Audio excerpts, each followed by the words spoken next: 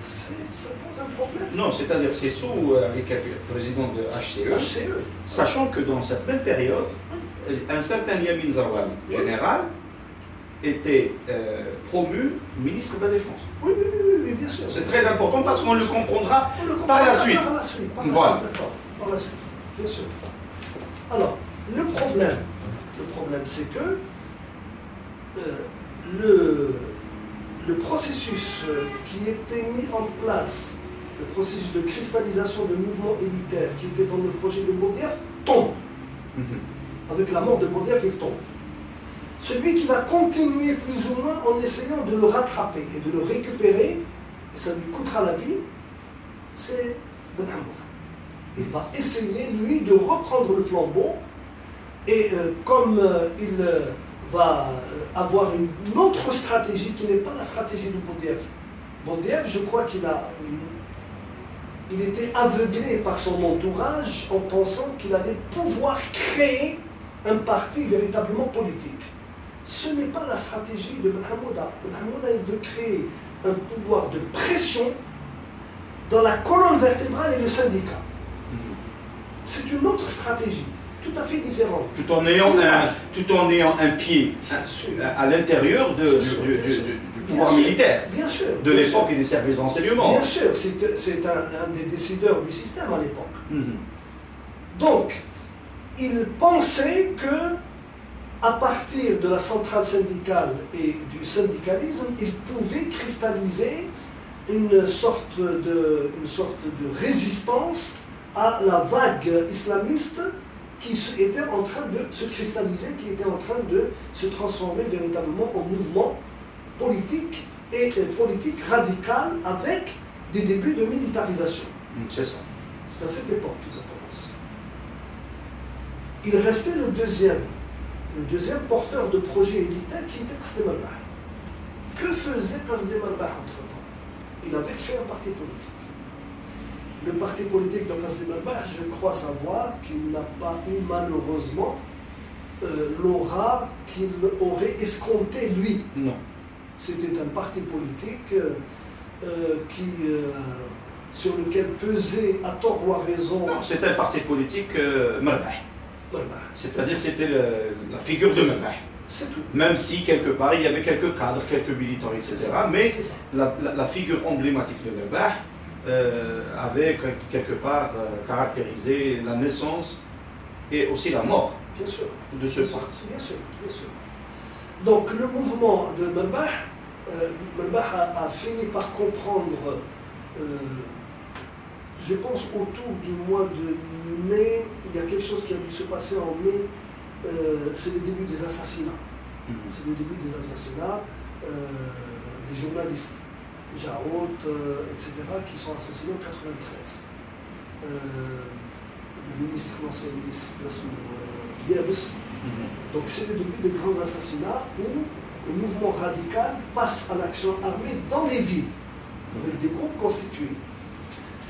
Cette organisation sur laquelle il va falloir un jour lever le voile, qui a créé les FIDA, qui a encouragé la création des avant les FIDA, c'est plus tard. Les JIA. D'abord les JIA. Oui. C'est-à-dire les groupes. Mais c'est plus tard. Oui. C'est plus tard qu'on connaît cette 94. Voilà, c'est plus tard. C'est après la création, c'est après la naissance de ce qu'on appelle les GIA. Les GIA sont nés en 93. Sont nés en 93. Oui. Et là, il y a de. Est-ce qu'on parle d'un groupe islamiste armé, des groupes islamiques ou islamistes armés, al-Jama'at al-Islamiyya al-Musallaha. Qui dit Jama'at, c'est le pluriel. C'est qui, c'est comment, beaucoup d'interrogations. C'est ce que dit Samarawi. Là encore, je suis désolé de faire référence à quelqu'un, que je n'aime pas par ailleurs, parce que j'ai trouvé qu'il avait déblatéré sur beaucoup de choses, et que, d'une certaine manière, il a beaucoup créé de confusion dans l'affaire de l'assassinat de Msili. Alors que tout le monde sait qui a assassiné Msili. Mais l'acharnement de Samarawi contre un diplomate que je connais par ailleurs. Je suis enseignant à l'Institut diplomatique et je connais Hasni. Vraiment, c'est un homme charmant. Je ne peux pas dire c'est un diplomate. Là, je ne sais pas dans le secret. Hein. Mais ce n'est pas quelqu'un qui aurait le profil d'un assassin ou d'un... Écoute, mais je pense que seul Lombroso pourrait détecter le... Franchement, on ne sait pas. On ne sait pas.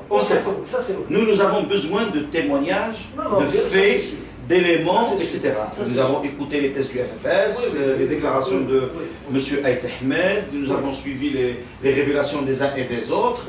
Dans tous les cas de figure, jusqu'à maintenant, rien n'est clair pour l'opinion publique.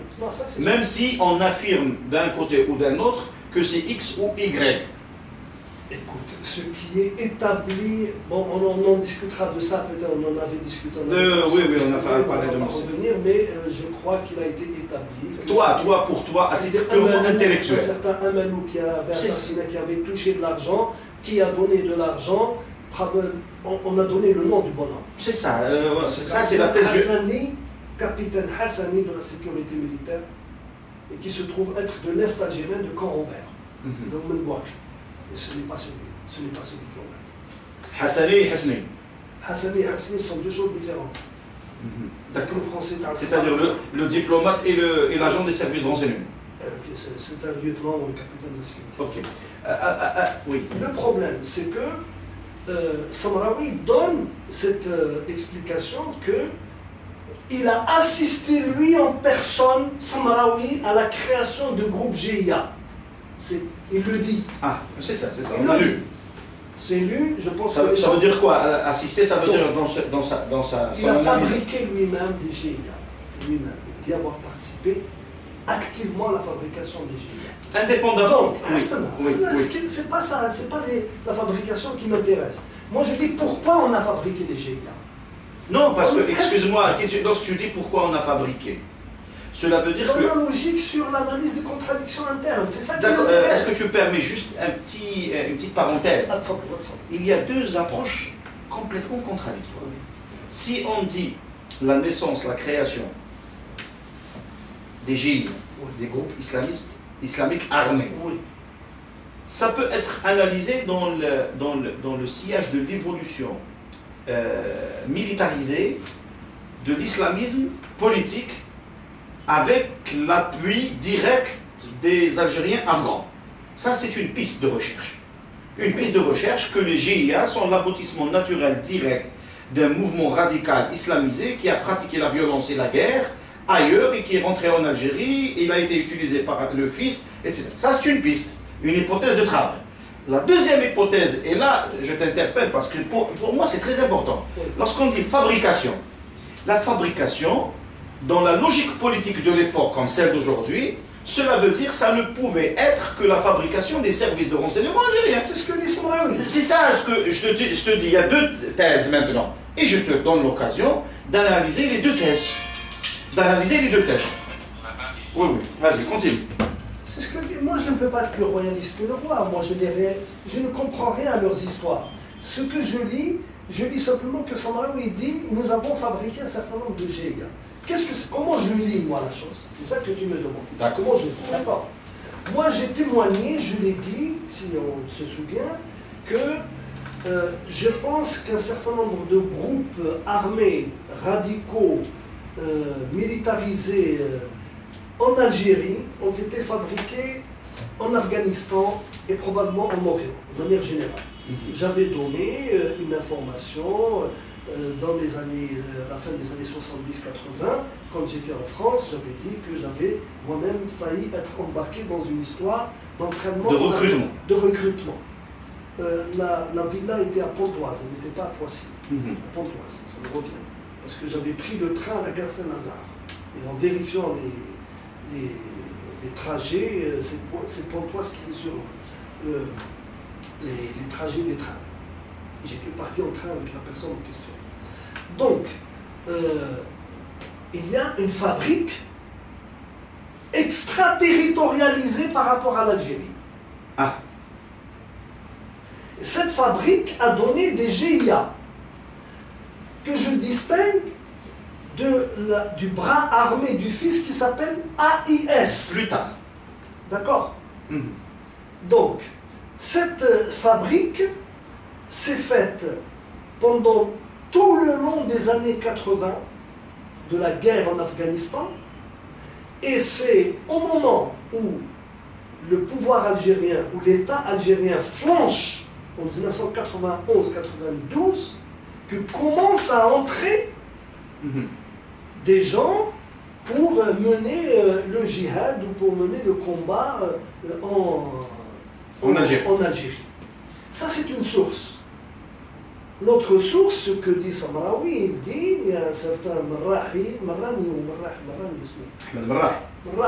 Ahmed Marrah. L'ancien de Bouyal, l'ancien compagnon de Bouyal. Nous avons promené Marrah dans les voitures de la sécurité militaire, c'est lui qui le dit.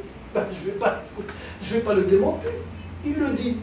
Mais Marrah n'a jamais démonté, moi j'ai jamais lu quelque chose, et c'est vrai, peut-être qu'il n'y a pas les moyens de faire des démontés dans notre pays.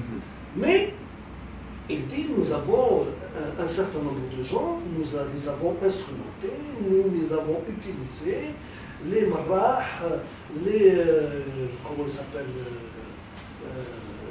l'ancien du GIA de Zouabri, etc. Il dit, ces gens-là sont des gens qui ont été fabriqués dans les laboratoires du DRS. Dans les laboratoires du DRS, exactement.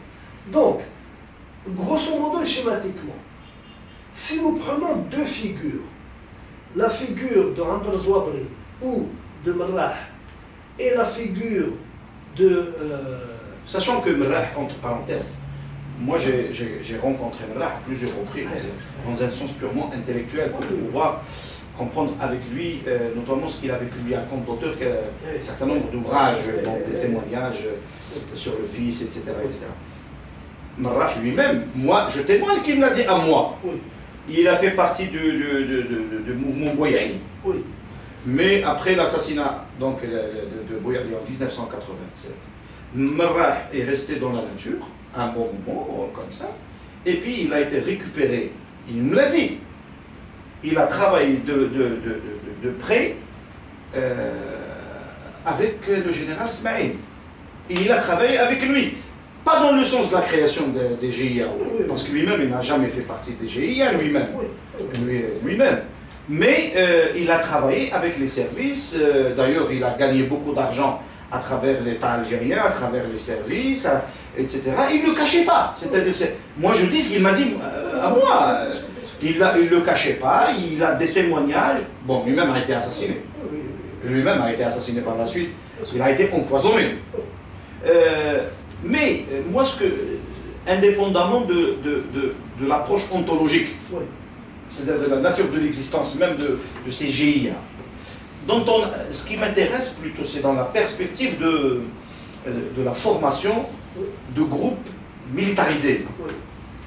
Est-ce que dans le processus de l'évolution du fils, en 93, il pouvait y avoir des GIA fils, c'est-à-dire tendance suisse, tendance islamiste, qu'ils soient formés en Algérie, qu'ils soient formés en Pakistan ou en Afghanistan, ou qu'ils soient entraînés par les Saoudiens ou par je ne sais qui, etc. Deuxièmement, est-ce que, et dans quel intérêt, le pouvoir de l'époque, après l'assassinat de ces deux figures importantes de l'État algérien, est-ce qu'il était, comment dirais-je, est-ce qu'il y avait un stratagème, une politique, une façon, une arrière-pensée, une démarche, des objectifs derrière l'implication, si cette deuxième hypothèse est juste, de la création de quelques GIA ou de quelques groupes armés par les services. Donc quel objectif? Justement, j'y arrive. Ouais. J'y arrive. C'est une simple, j'allais dire, opération de déduction logique. Ce n'est pas une opération alchimique, c'est une opération chimique. Une équation chimique. Dans le sens suivant. C'est vrai, et je crois que tu as eu raison quand tu disais que le Majd de Qasd Mabah n'a pas cautionné l'arrêt du processus électoral. Oui, oui. et qui s'est prononcé contre. Bien sûr. Il est donc dans une logique de continuité, et cette logique de continuité, elle obéirait, c'est un conditionnel, parce que je ne fais qu'avancer des hypothèses, je n'ai pas pour le moment de choses sûres sur lesquelles je puisse m'appuyer, c'est de dire que Hosni Moubarak voulait faire avec les islamistes ce qu'il avait fait avec la mouvance. C'est ce qu'on a dit. Exactement. Or, s'il voulait ça, et s'il avait plus ou moins bénéficié de l'attention et d'un crédit auprès des islamistes, les islamistes n'avaient aucun intérêt à le tuer. N'avaient aucun intérêt à le tuer. Aucun. Celui qui avait intérêt à le tuer, c'est celui qui va faire apparaître les groupes islamistes armés radicaux. Parce que les groupes islamistes radicaux apparaissent comme étant des débordements, de fils, c'est pour accréditer l'idée qu'ils sont venus du fils. Qu'ils sont venus du fils et que ça justifie l'arrêt du processus électoral, la dissolution du fils, absolument. La déposition de Chadé.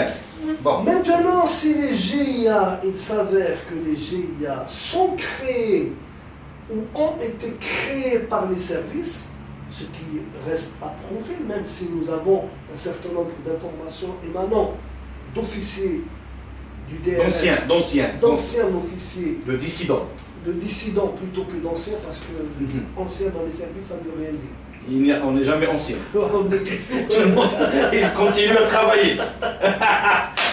Continue à travailler. C'est comme on dit ancien militant, c'est comme si on devait s'arrêter de militer. Quand tu milites, tu commences jusqu'à la fin de tes jours. Et tu militeras toujours. Hein?